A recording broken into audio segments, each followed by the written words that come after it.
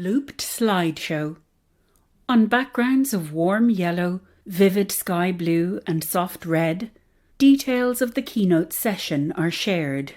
Each new slide features a large white text box with black text and a bold black outline of a geometric shape, circles, triangles or parallelograms.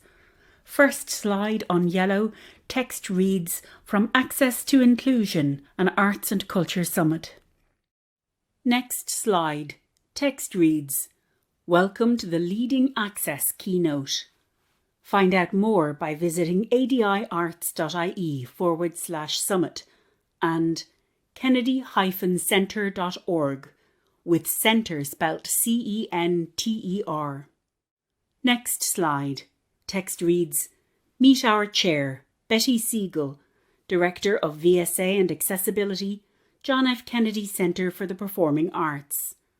A photograph of Betty, with black wavy shoulder-length hair and a shock of grey at her right temple. She has dark brown eyes framed by narrow red glasses. Betty wears a blue top, a glittering scarf draped over one shoulder. On the bookshelf behind her is a rubber duck, perched at eye level. Betty has an American accent. Next slide, text reads, "Meet our presenters. Emmanuel von Schack, Director of Access Programs, National September 11 Memorial and Museum." A photograph of Emmanuel, a man with short dark hair and high forehead, dark brown eyes, and wearing clear-framed glasses. In this image, he sits in a bright room and wears a black shirt and patterned tie. Emmanuel signs his presentation, with Sharon Ploger, the ASL interpreter, speaking his contribution aloud.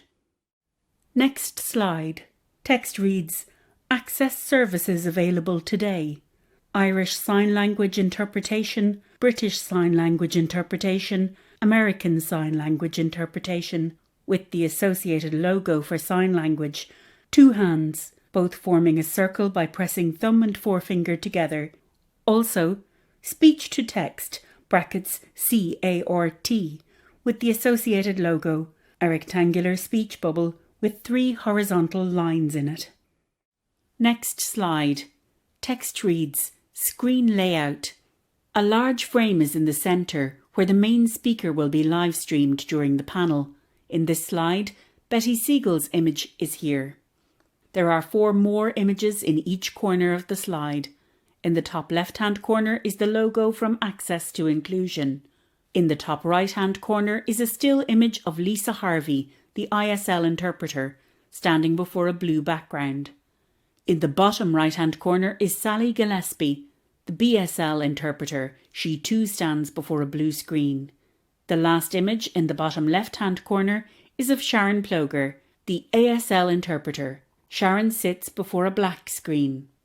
A line of text at the bottom of the slide reads, "Speech to text, CART," will be visible here. Next slide.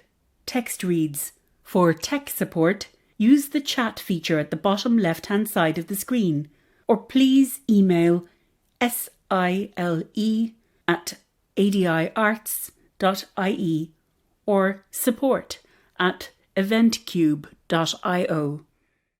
Next slide. Text reads, "Audience Q&A. We want to hear from you. Please submit your questions throughout this session in the Q&A box underneath this video. The Submit Your Question field has been clearly labelled for screen readers. This question field is located beneath this video." Next slide. The From Access to Inclusion logo on our left. On our right, the text "Starting Soon," with a reminder of the social media details, each typed as one word. Facebook account, Arts and Disability Ireland.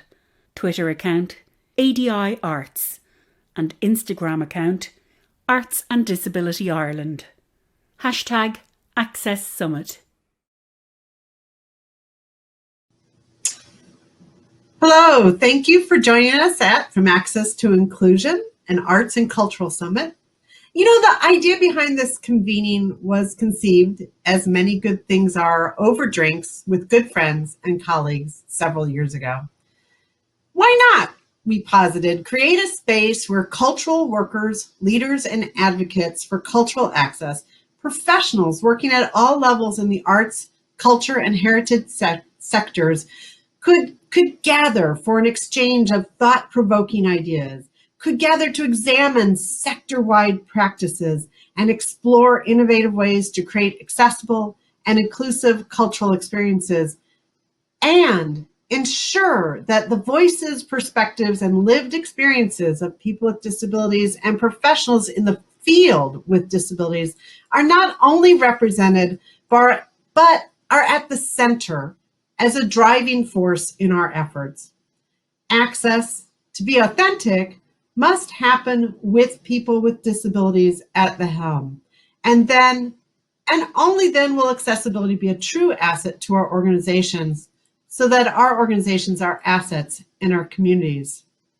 So with that in mind, placing people with disabilities at the center of our work, and before I introduce our speakers, I want to place you at the center of our work and remind you to submit your questions in the box underneath this video. Today's keynote speaker has been a force for inclusive and accessible practices in cultural spaces. His guidance at the 9/11 Museum in New York City supports visitors and employees with disabilities across the institution. He is an educator, consultant, and trainer.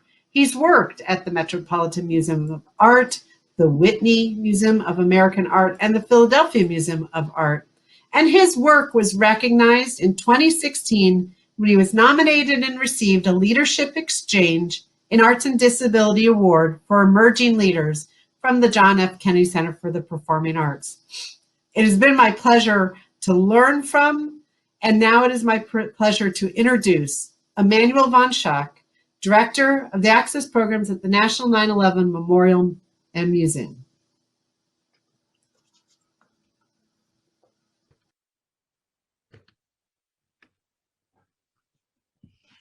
Thank you, Betty, for that wonderful introduction.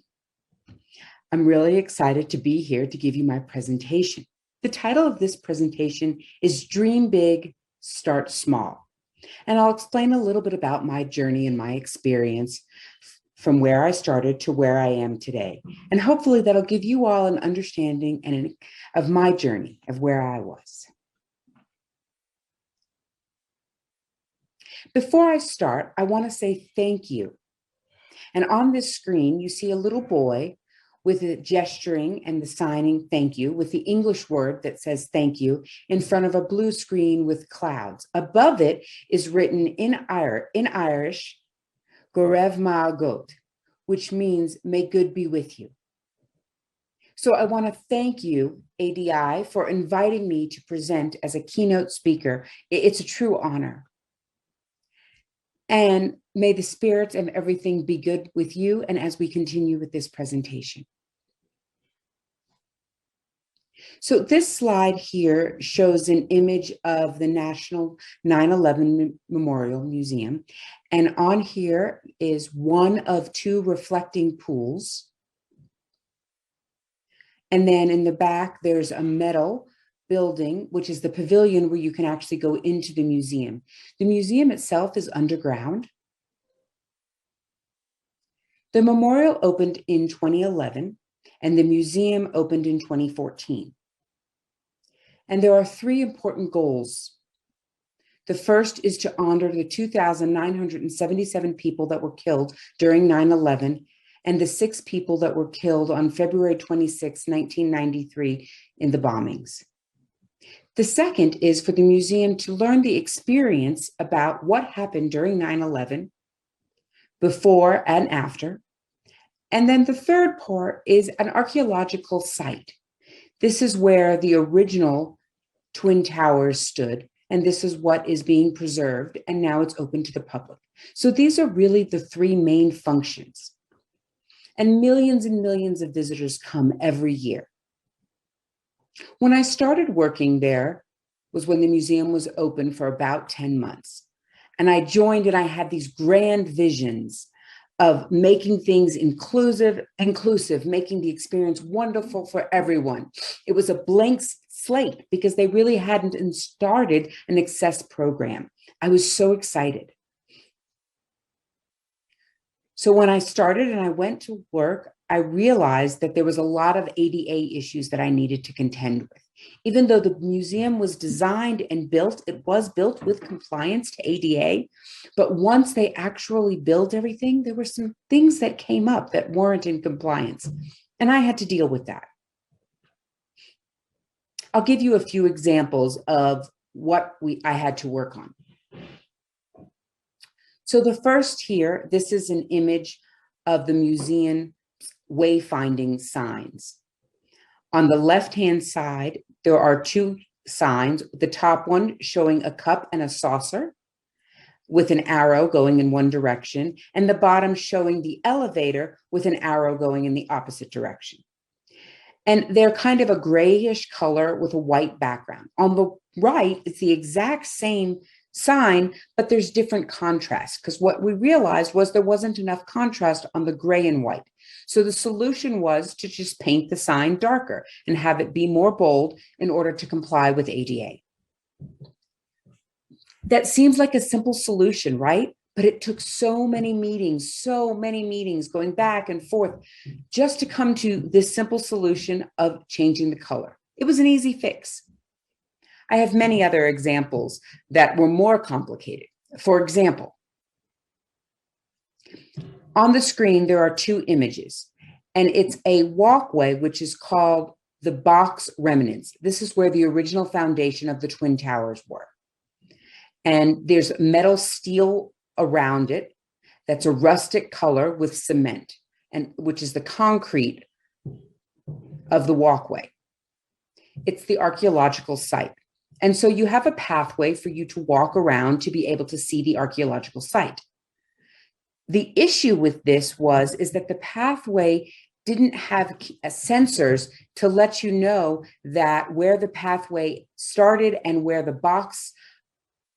drop-off was. It was dangerous for people utilizing a cane or someone in a wheelchair or potentially a family using a stroller. You could fall off the edge. So that was a little more challenging. We had to think about how to comply with ADA, but at the same time, maintain the aesthetic of what the museum's vision was for this area. That was a little challenging. On the left, it shows the before adding the cane sensor, and on the right, it shows where we've added that cane sensor. You might not notice it because it's not very obvious. We added just a little lip on the bottom, so it doesn't change the aesthetic look, but it complies with ADA. That was a lot more challenging, and it required a lot of dialogue and discussion with different departments across the institution. And so that really became the nature of my job, was to work with every department within the institution. The next image shows an image of a house that's painted like an American flag. It has red and white stripes and a blue square with white stars. And the house has been painted. The outside area looks like fall. It has leaves and foliage on the ground and a driveway. This was a special exhibit. It was a temporary exhibit called Beyond Ground Zero, 9/11 and the American Landscaping, photographed by Jonathan C. Hyman. And really, it was an exhibit of photographs with labels. When I started working there, they were in the final stages of curating this image, and they were creating all of the labels and getting ready to put all of this together for an installation. And I looked on it on the first day of my job. I realized, oh, these labels, the way they planned to put the labels was not compliance with ADA or best practices. It was too low. They needed to be moved up a little bit to make them accessible. So we had a meeting with everyone, the exhibition people, and this, of course, was the first time I'd met any of these people.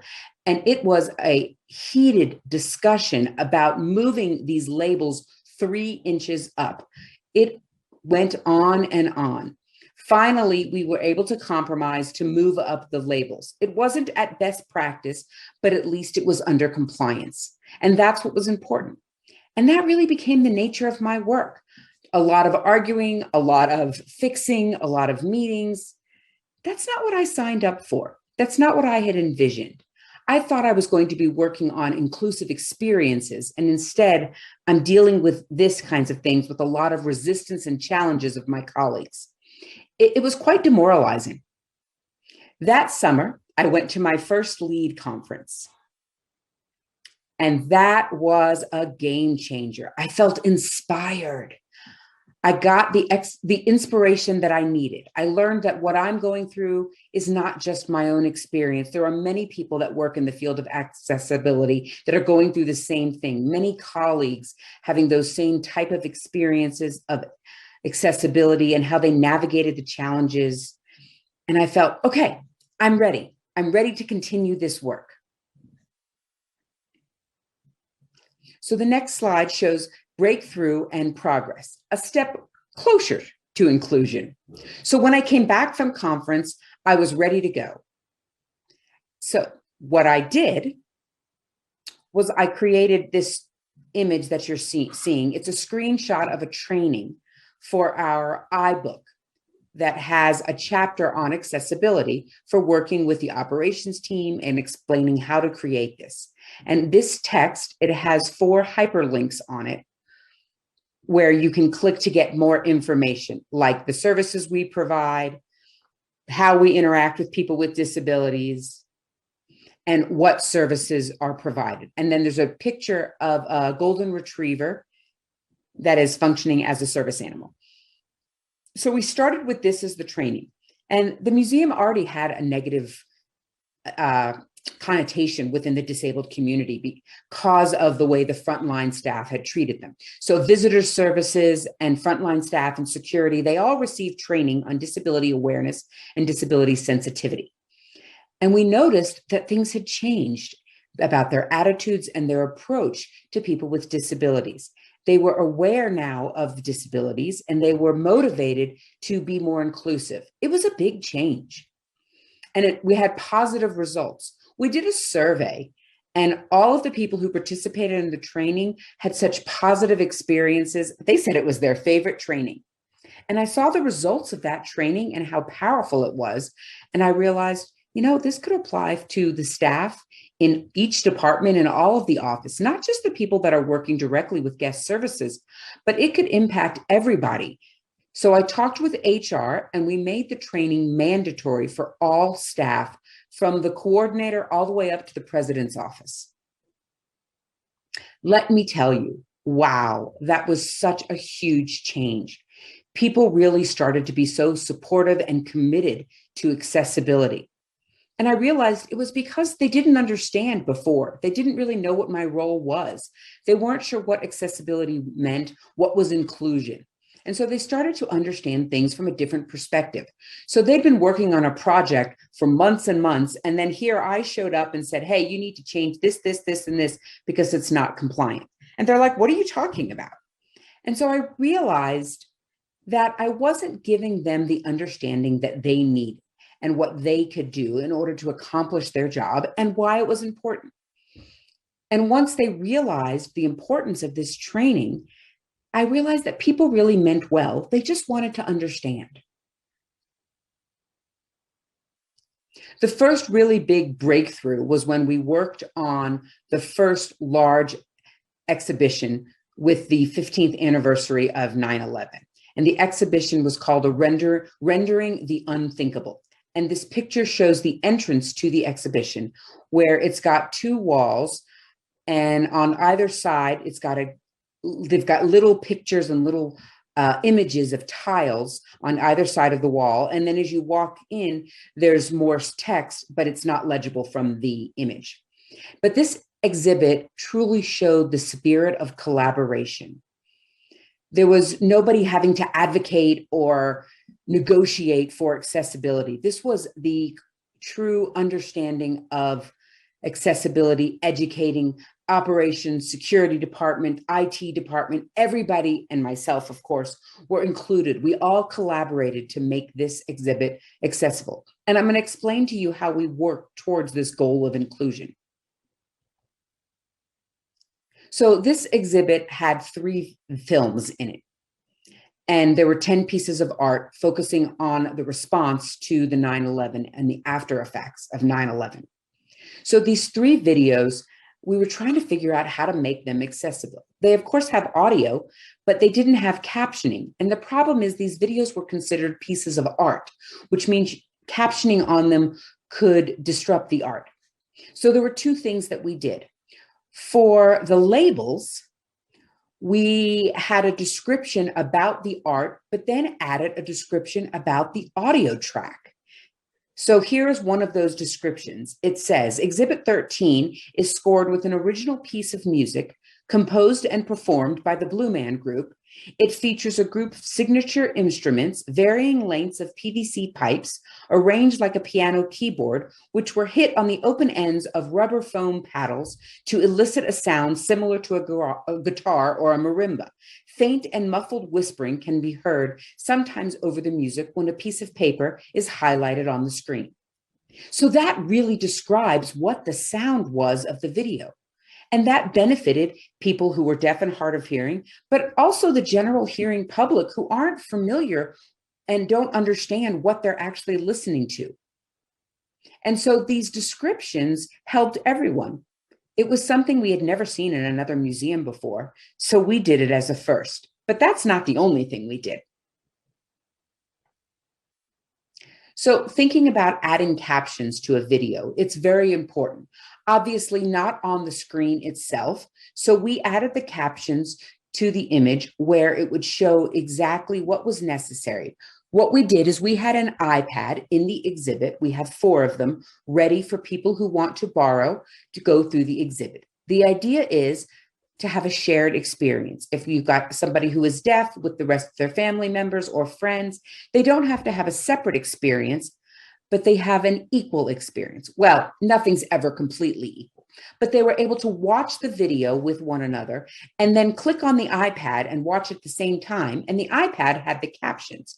This image is just a screenshot of a piece of paper that is stamped that says Exhibit 13, and then there's captions underneath it. You can't read what the caption says, but it explains what the sound of this paper is.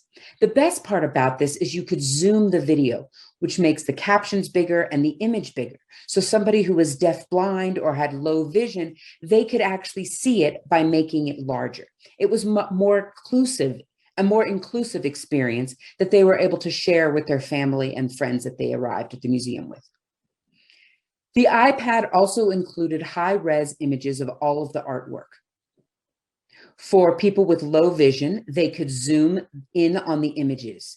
And not just for them, but for anybody who wanted to be able to zoom and see more detail up close. You had that opportunity with these iPads. Another thing that we did was we had an interactive media table on the exhibit. And one of the things that this showed was different people and their response to the artwork in the exhibit. We included different stories. Most of them were spoken, but we did one ASL Slam poetry event with deaf artists, deaf poets that came and gave their poetry in gesture, in song, in storytelling, all in ASL. And this event was considered a public program event. And it broke the record of all of the public programs that we have historically had at the museum. This performance was as a response to the exhibition, and this is just an excerpt from this exhibition of this person signing their experience. Now, this is a screenshot of what it looks like on the layout. And there's a performer standing there, and then there's a black box covering the performer with white text. The white text is explaining about what people will see when they click on this particular performance. It's a combination of gesture and poetry. It's not intended to be translated into any spoken language. People who are hearing or non-signers will still be able to understand what they're watching. So this is an image of the actor who is performing, and the theme is remembrance. I will go ahead and click play for you to watch now.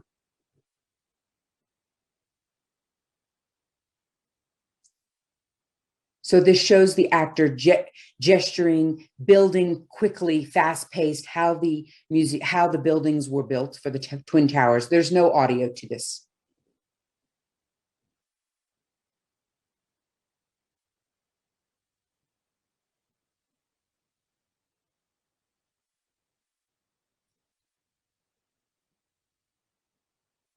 So this shows a reenactment of the building of the Twin Towers, starting at one shape and going up to a smaller shape at the top. And it shows the environment. And we put this into the public spaces. Millions of visitors came and saw this, and they had an equal experience. We also did another program for people with different disabilities. This is a picture where you can't see the face of the person, but it is a woman's hand on a white board that has two images of artwork and a white cane resting on her arm. This picture was taken from a program that we did for visitors with low vision. It was a multi-sensory experience of a guided tour, included being able to touch some of the artwork and sculptures. So we had the iPad that you could zoom for those that were low vision if they wanted to zoom that, but we also had some tactile experiences. I was the one that led this tour in ASL with a hearing interpreter, and it was a wonderful experience having me as a deaf person explaining to them about the guide and touring the museum and giving them an enriched experience and dialogue. This board is not just for this project, but what it is there's a satchel bag that has multiple tactile pieces of artwork that you can borrow at any time from the visitor center whenever you visit. That satchel also has Braille instructions for the text, as well as large print inside the satchel and this tactile board. This board is actually the original piece of art from the artist. They went ahead and added this and created this to add to our satchel. We got a lot of support from our artists, because they realized that facilitating the communication between me and the artist and the different department to provide inclusion and access was really important. And it met with the artist's vision of the museum and the institution. So being able to connect with the artists, they were so supportive. And at that level of accessibility and inclusion, it wouldn't have been possible without the type of collaboration that we had. These satchels were an unexpected benefit. The visitor center and guest services mentioned that they had children that were young children that wanted to touch the art, and parents were always saying, no, no, no, no, you can't touch. So at visitor services, they were able to give one of these satchels that had this tactile artwork in it, and children were able to enjoy it. It was intended for people with disabilities, but really this became an opportunity of access for everyone. And it's in the spirit of inclusion that can benefit as many people as possible. I really felt like we were on our roll. We were on our way. We were making huge milestones. We were so excited to see what was going to happen next. However, the work regressed, and then it progressed. And the slide here says regress and progress, staying focused on the goal. There was a lot of institutional change happening at this time that affected the progress of our accessibility work, which caused some regression in the work that we had done. I was so disappointed. I was angry. I was upset. I was confused. And really, it was a very difficult time for me. I felt like I was losing faith. But by going to conferences and talking with other people who had more experience with accessibility work than I did, and keeping a positive attitude and going back and just continuing with the work, that's what was important. Perseverance is a character that you must have to do this work. So in the end, we did start to make progress again. What you will see in a moment is a film of the anniversary for the school webinar. This webinar is shown annually in schools through the education department for students all over the United States. And now it's being shown worldwide. This really explains about 9/11, and students have an opportunity to ask questions. And we wanted to make this more accessible. So the first year that we did this, I argued to add captioning, and they did. And I said, let's have an ASL interpreter also, because there are many deaf people that prefer ASL over English. I had to argue and argue for that. People didn't understand. How are we going to do that? It's too small. But I finally advocated for it. And now I'll show you the video here, which includes the captioning in the ASL. Good morning. 64 degrees at 8 o'clock. It's Tuesday, September 11th. I'm Lee Harris. Here's what's happening. Tuesday, September 11th, 2001. An ordinary day in New York City. At 8:46 a.m., that normalcy ends suddenly when hijackers from the terrorist group Al-Qaeda deliberately crash American Airlines Flight 11 into the 110-story North Tower at the World Trade Center. This clip is the beginning of the webinar, and you have somebody signing superimposed on the video itself, explaining what was happening with the images in the background of the attack, of the ambulances coming, the planes hitting. So it was really accessible, and it was inclusive for people who were deaf and needed American Sign Language or hard of hearing. But what about people with low vision? It wasn't created with audio description. So we talked about and we advocated for that. And so the next year, we wanted to figure out how we could achieve that. We realized that we couldn't have done it at that point, but we could do that going forward. And that's okay. It was something that we learned. So the following year, we added audio description. That program typically is about a half hour. And the way that they edited the film didn't allow for audio description within the film, which meant that we had to have a pre-description for the film. So the pre-description for a half-hour film, that's not the best, but at least we were going in a step in the right direction. And then the following year, we argued and said, okay, look, we really need to make this more synchronistic. But again, the problem was the film was not editable in a way that would allow us to have synchronicity. So what we did was, where there was natural pauses, we stretched the video to add a lot of mini pre-descriptions. It was a step closer to the right direction. And in practice, it was an experience that worked on us. On the website, it is available, and you can see right here, it shows a screenshot of the web page where you can choose the different past webinars that you'd like to observe. And you can choose which type you would like to watch: ASL, audio description, caption, or Spanish. And this is how we showed, and you could choose which choice you want for the purpose of access. And for peoples with disability, you could choose which was the best for you, and based on your abilities and your preferences. And all of that work, we learned we needed to be flexible, because that would help us to prepare what was happening when COVID happened until now.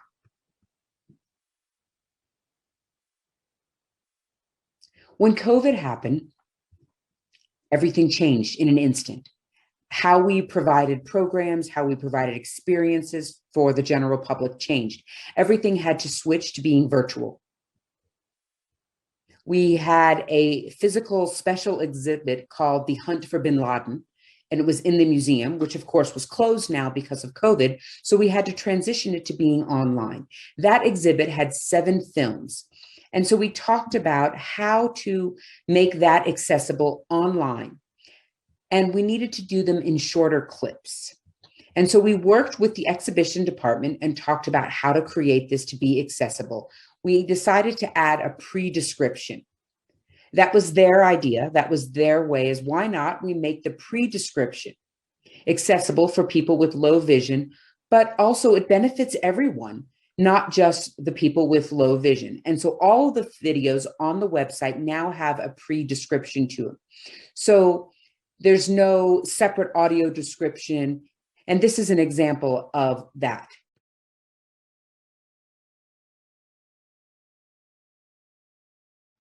This video features commentary from U.S. intelligence personnel about information gathered at the compound. A graphic reads, Al-Qaeda influenced terrorist attacks since 2011.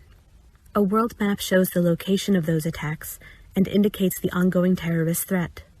U.S. officials comment on today's counterterrorism challenge, identifying lone actors without direct connections to terrorist groups. Credits appear at conclusion. One of the clear discoveries from all of the information that was gathered at the compound is that bin Laden was still very active.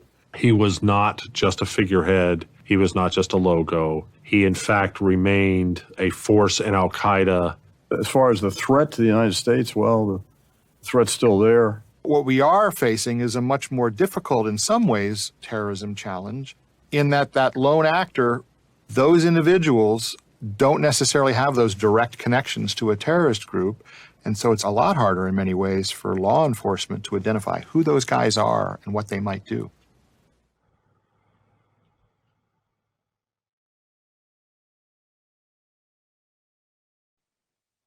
So the pre-description was very helpful, but it wasn't perfect because it didn't include all of the information, the names of who was speaking.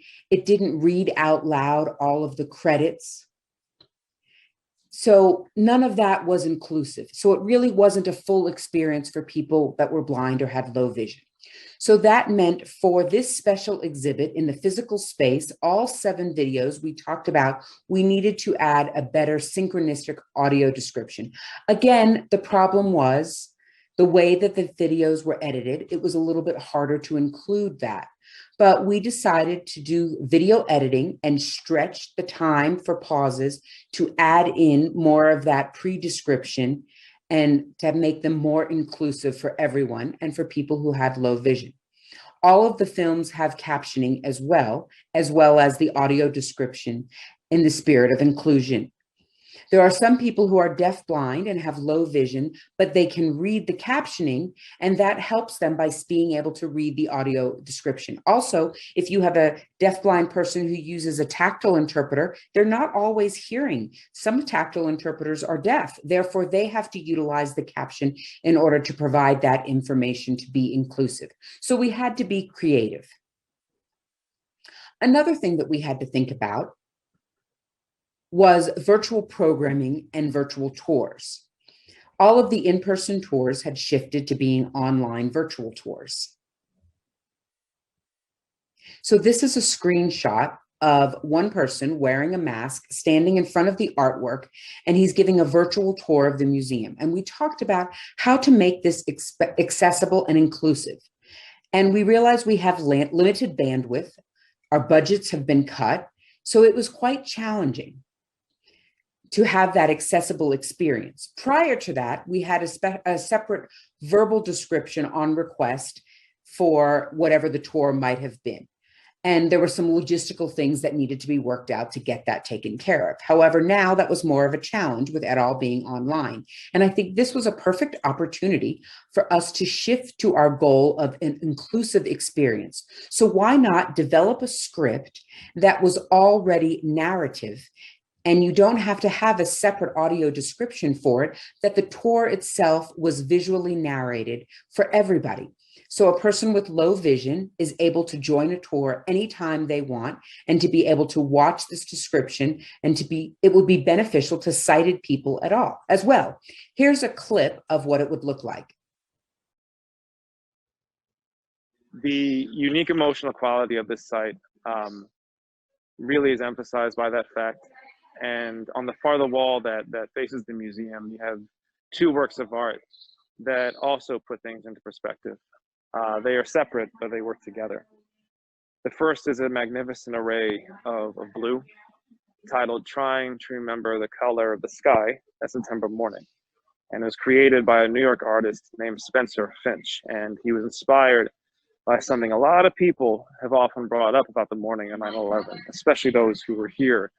And that is how beautiful the morning was.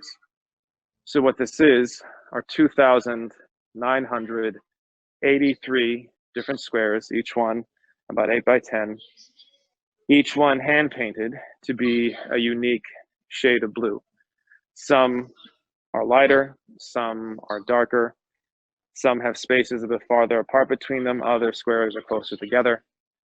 So it goes back to the shared experience of that day, but of course, how people experienced it was a little different. Were they here in person? Were they watching on TV? Were they hearing about it from something or someone else? And it also speaks to the individuality of all these people, because that number is the same number of names on the memorial pools. So despite suffering the same fate, all these people were unique. They were their own person. Now in the middle of the blue, slightly off center on the wall, is a large quote: "No day shall erase you from the memory of time." So this was taken from the epic poem, the Aeneid, by the Roman poet Virgil, and the letters are metallic in nature. Some parts of the letters are rough, other parts are smooth. This was created by a blacksmith named Tom Joyce, and what he used were recovered pieces of World Trade Center steel. So that quote is why we're here. It's why this place exists, and it was made from something that belongs here.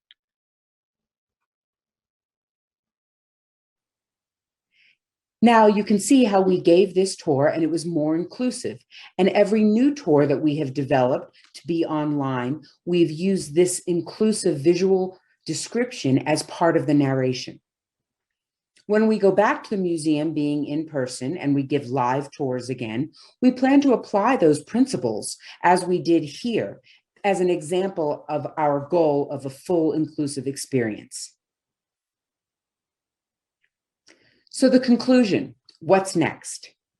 Well, what's next is we will be developing visual descriptions, training for all of our staff to learn about the principles and the ideas and the practice of visually describing images and films and the process to develop those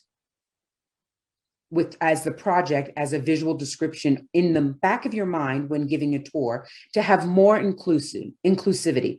When you're doing when you're editing and we're working with vendors and we're having different kind of conversations and we're in the planning phases of different exhibits, it means we will have to improve and have a better quality of visual description for the videos that doesn't need to require a separate description, but an inclusive description.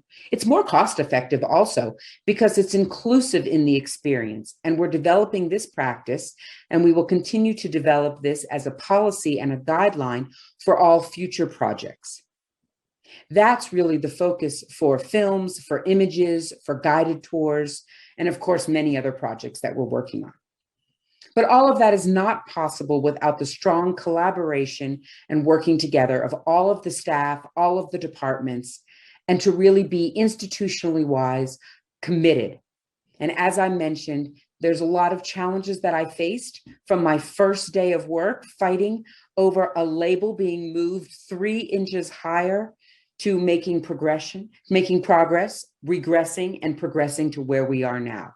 I feel quite proud of the work that we've been doing. And it's not without challenges, and we still will have challenges, and we may regress again. But as we continue to make progression our goal and inclusivity our goal for all of our visitors. So I hope that has inspired you to go back to your organization and to continue with the work that you're doing. And understand that we're a family. We're here to support one another, learn from one another. A lot of the things that I learned from my colleagues that had more experience than me, I am now trying to pass on to others. I thank you.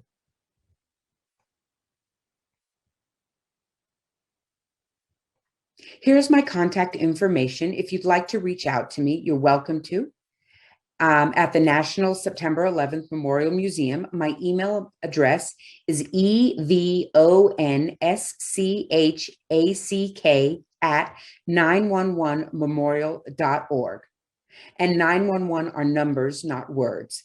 And then below that is my video phone number. If you'd like to call me, the phone number is 646-583-3419. I welcome any contact. If you have questions, advice, or you just want to chat, I'm open. I think it's really important in the spirit of inclusion and working together that I want to give that to you all. Now we're going to have an opportunity for the Q&A. I'll be happy to answer any questions or to entertain any thoughts that you'd like to share. Now, remember, this work is not done. It's important that we continue this conversation from here and beyond. So let's go ahead and look at our Q&A.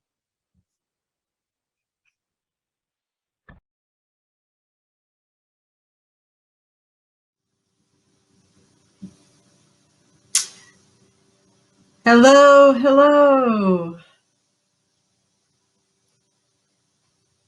We're really excited to have everyone here today for the presentation. And thank you for this wonderful opening keynote today.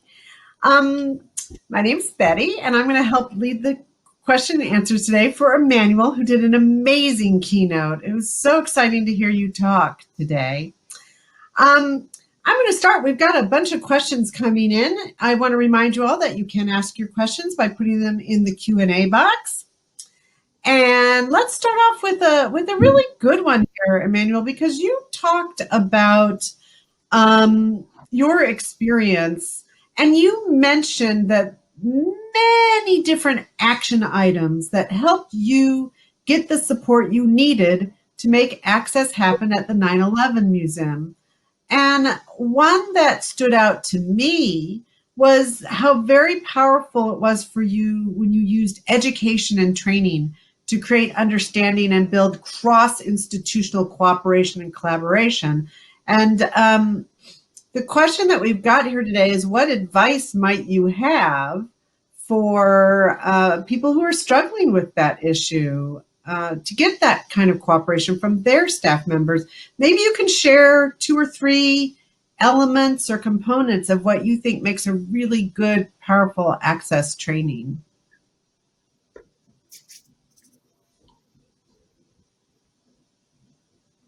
That's a great question.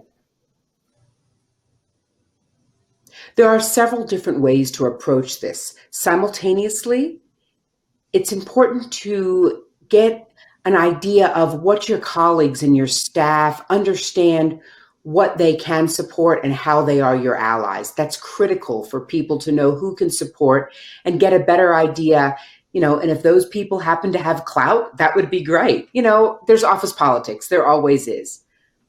But even one ally is a wonderful collaboration, and having a friendly conversation with people, having a good rapport with the staff and with other colleagues, and utilizing that as opportunities to plant seeds of access. Start small. Use your own work and some simple things that you can show as examples and say, look what we did here, this is great. Get feedback from the community. Show that feedback and how important that feedback and that accessibility was. And if you can get a couple of people within a few projects that they can recognize this as positive and they become your cheerleaders, so to speak, then the staff will see, oh, okay, I see why this is beneficial and how this aligns with the training. Now, I mentioned that I trained all of our staff, from the frontline staff all the way up to the senior leadership. It didn't happen overnight. It started with the frontline staff. And then over time, I was able to advocate to convince HR to make this training mandatory for everyone. HR had to be involved with that. And that has to be an HR training, not an accessibility training. HR training about accessibility. And that's how we framed it. And that really helped. And just making it more friendly and giving those training, adding humor to the training. I think that really helps, allow people to laugh. Because one thing that I've learned is sometimes people are resistant to access when they don't understand it and they feel scared or intimidated, or it's a taboo situation, or if they phrase something wrong, it's all going to go haywire. Really, it's just supporting a community. Mistakes happen. It's okay to make a mistake. And if you make a mistake, just share that. I make a lot of mistakes in the field myself, and I share those mistakes with other people. And then after the training, it's important to keep in touch with those people, talk with them. It doesn't have to be in a formal meeting, just in a casual one-on-one conversation, asking them about the access work that they're doing, planting any more seeds that are necessary in order to keep that work going. So therefore, it becomes an experience that they're used to. There's always going to be challenges, but at least we have a foundation of where to start and where to build that network within your organization as well as outside. I think the key here really is to have a relationship and a connection with the people here at this conference and this summit. I think that really is what helped me keep going. What I learned from the community that I met and worked with through LEAD, as well as the community in the museum culture in New York City and different institutions, has been valuable. That's a great response. That was just full of excellent information for us all to take back to our venues. Now, that was a question really about what was going on internally to your institution. The next question we have is, what happens when you have to connect the internal parts of the museum to the external world in which your museum lives? So sometimes there are issues that are not within the museum's control that might have to do with public transportation or the accessibility of restaurants and sidewalks in the immediate neighborhood. Do you have any examples, Emmanuel, of how we can fix that relationship between our institutions and the external environment? Sort of looking at the broader picture of society and culture.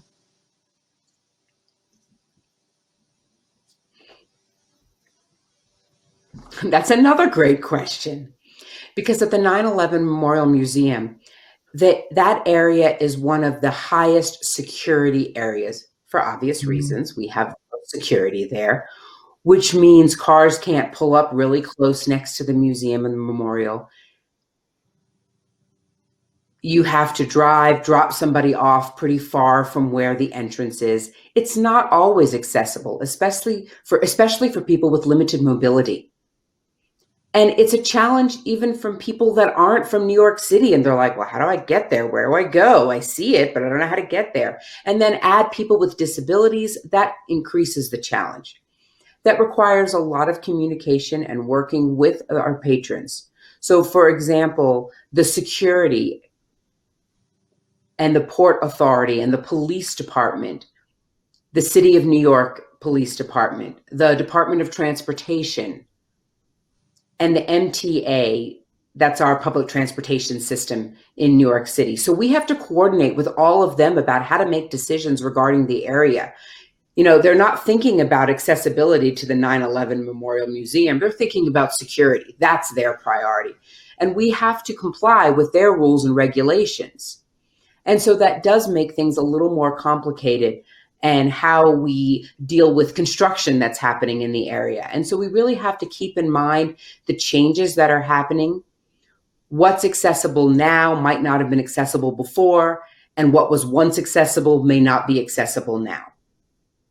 And to that end, the way that we deal with that is communication and working closely with the head of security at the museum. We communicate with them to communicate with the different agencies and remind them to advocate for how important it is to think about accessibility when they're doing whatever they're needing to do within the city. But yes, it is very important. And I think that, if visitors contact us and say, well, how do we get there? Where's a drop-off location? It's like 3 blocks from the museum. And if that's too difficult for them, we don't have a choice. But then we can advocate for, I actually went outside and I looked to see where could be a closer. Maybe there's 1 block closer. I did that, and I walked around and I said, okay, from now on, if somebody calls, tell them to go to this block instead of that block. And I had to argue with different agencies to get permission to do that. But finally, we got there and we're getting closer. But it is very important to have that collaboration and communication with all of the external organizations. And you need to know who in the organization already has relationships with those external groups to utilize them to do that. You don't necessarily have to be the one that contacts the Department of Transportation, but maybe there's somebody that you know within the department that already has a relationship. Now, for parking is another issue. That's kind of sticky, because we as an organization, we can't identify this is our parking garage to utilize or this is not a parking garage to utilize. However, we do provide a list of all the parking garages, and we've talked with the parking garages about, hey, look, we bring a lot of visitors to the museum and memorial. People come for shopping, they come for eating in the restaurants. So there's a lot of visitor traffic. So maybe they could think about, how we can make their parking lot accessible to our visitors. There are new buildings that are in the area, and those new buildings, of course, are accessible. However, the biggest challenge we have is dealing with how to get into the museum itself. That could be a challenge. Does that answer your question? Oh my gosh, that was such a big question to have to address. Thank you for doing it so graciously. It's always a challenge. What I heard you mention, though, was the importance of collaboration, both internally and externally. I heard you mention the importance of dialogue and communication. And it leads us to one of the next questions. I think we'll have time for maybe 2 or 3 more questions. So let me ask you this question. Do you have an advisory group of visitors or an advisory group of people with different disabilities that are helping you make decisions about what kinds of services are needed or how to approach a challenge? And if so, how did you gather that group?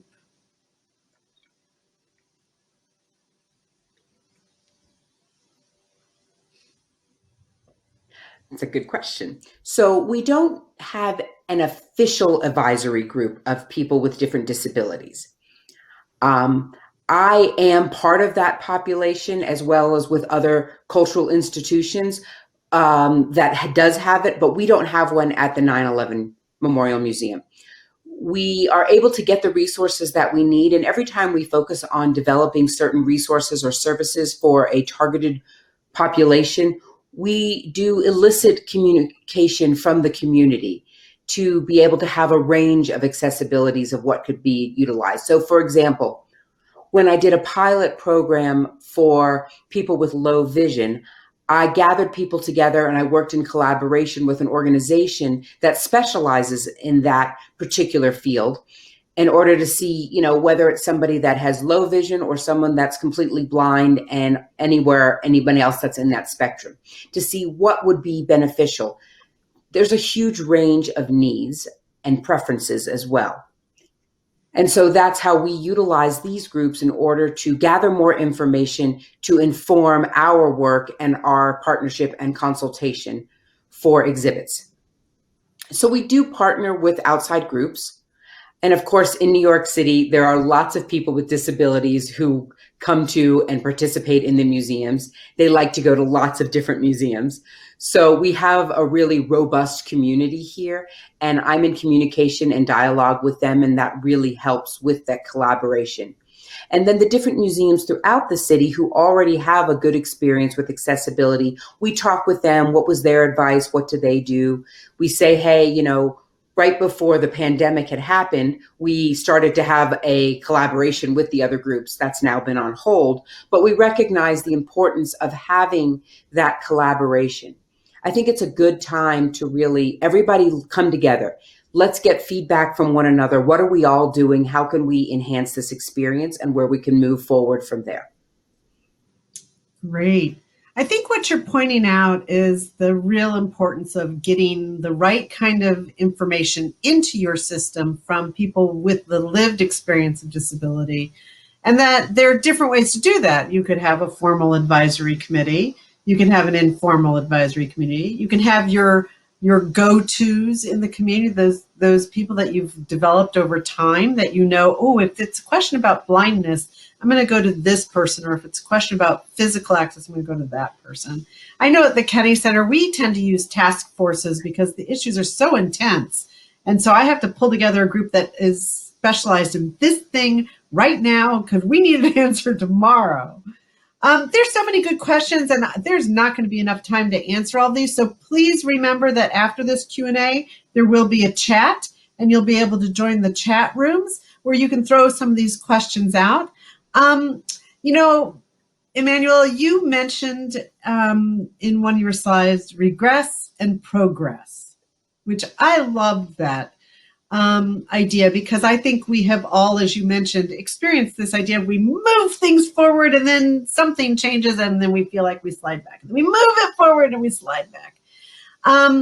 So there's two parts to this question. One is, what kept you motivated when things were regressing? I know that I am motivated by everybody out here, by my colleagues in the field. When I'm not feeling so good, I'll give a phone call to somebody. But in your progression and your regression, how did you ultimately come to realize that almost all of us in the field have that experience? And what did you discover was the way to deal with this cycle of going forward, moving back, going forward, moving back?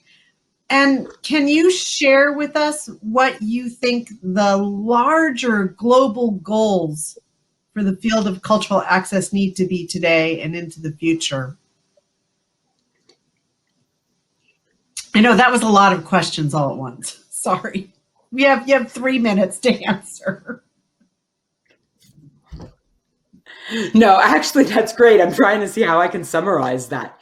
So first of all of you that are here know about regression and progression. It is something that nobody should be shocked or surprised about, like I was. I mean, I was shocked, but it seemed everybody's experienced. But what was important was having a support system, having allies within your organization, my museum, your institution, but also having a support system from people like this community here that are at this summit, that are in the access field.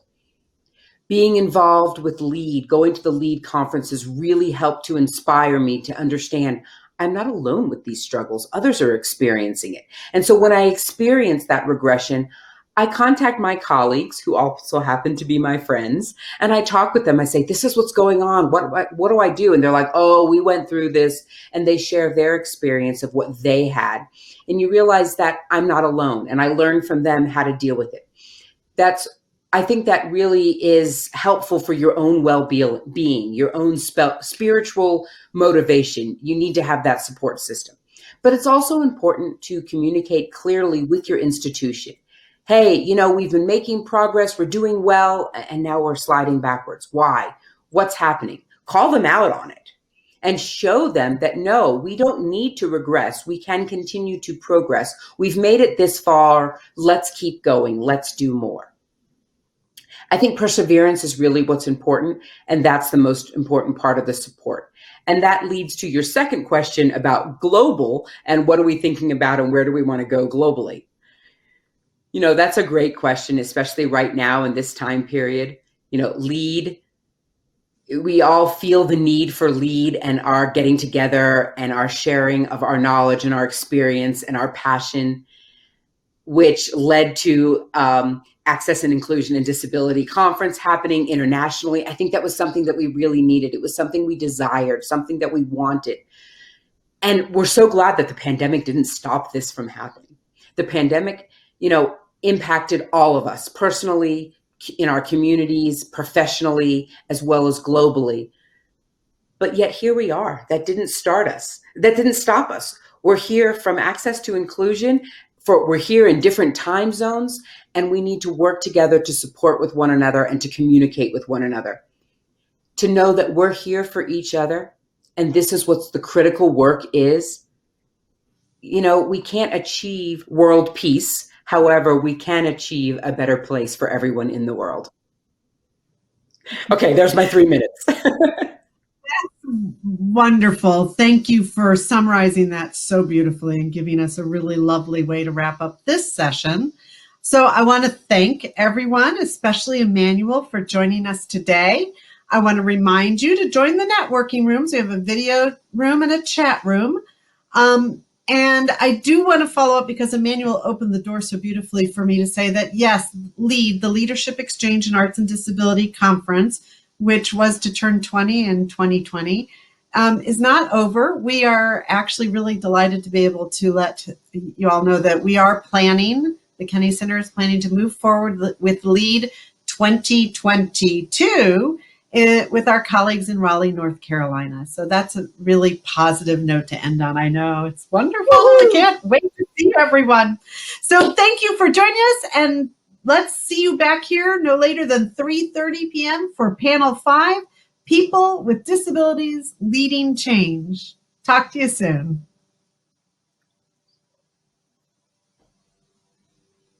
Bye-bye. Thanks, everyone.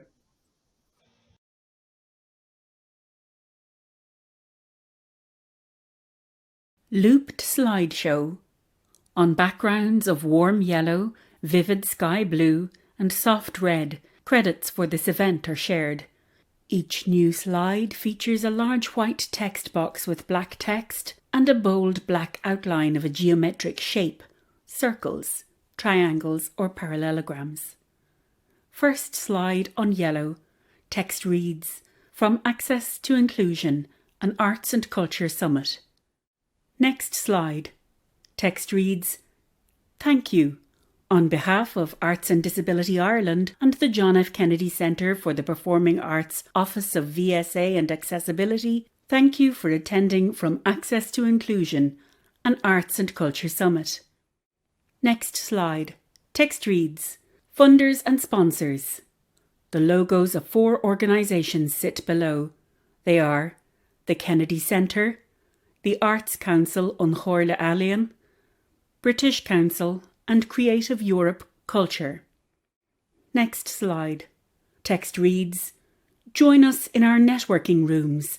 Meet and mingle with your peers during the break and after the final session of each day."